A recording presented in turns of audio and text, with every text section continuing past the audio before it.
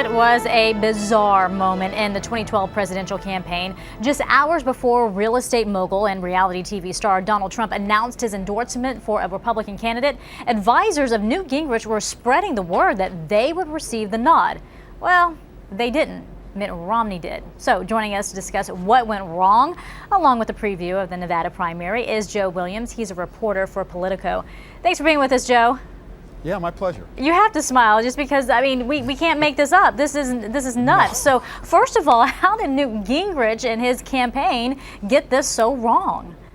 Well, they may have thought that they had the inside track because, as you recall, late in the fall, Gingrich was the only one of the major Republican candidates who actually agreed to do the Donald Trump debate that was set up and then abruptly canceled because nobody else showed up. So, of course, that meant that Gingrich felt like he had a special kind of thing going on, maybe a little bromance happening with Donald Trump because they were both sounding a lot of the same notes. Bromance, Mitt Romney, okay. well, yeah, I mean, certainly a mutual admiration society, if nothing else. And Mitt Romney, as you recall, reacted with some degree of suspicion about whether or not this debate had enough gravitas, whether or not it was serious enough, or if it was beneath the Republican Party. So given that kind of history, it's understandable that Gingrich was tempted to jump the gun and claim that he had the coveted Trump nomination sewn up. Okay, so in all reality, is Donald Trump's endorsement for Mitt Romney going to have any sort of impact? Do voters really care who Donald Trump endorses? Well, 61% of the Republican electorate say they don't. This is a recent poll that said Trump is irrelevant to a lot of Republican voters, and that's even before the general gets started. But what's interesting about it is that 31% said that they would have a negative view of Donald Trump, excluding sort of Tea Party voters. So I think what Mitt Romney was going for here was a bit of cred with the Tea Party. He's serving up a warm cup of tea, if you will, to that part of the Republican base.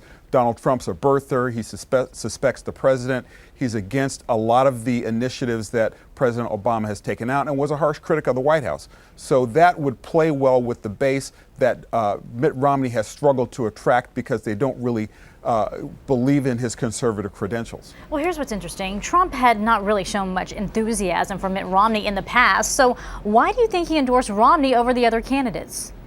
Well, for a couple of reasons, not the least of which is the fact that Romney is the front runner.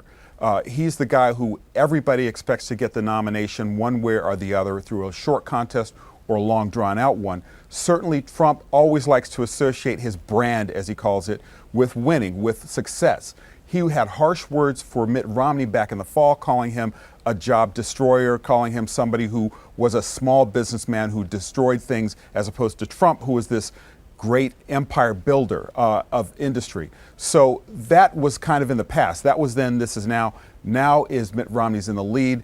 Trump wants a little bit of that reflected glory, and in exchange, Mitt Romney gets a little nudge to the Tea Party wing, to the people who suspect Barack Obama on all kinds of levels, who have had trouble embracing him as the nominee.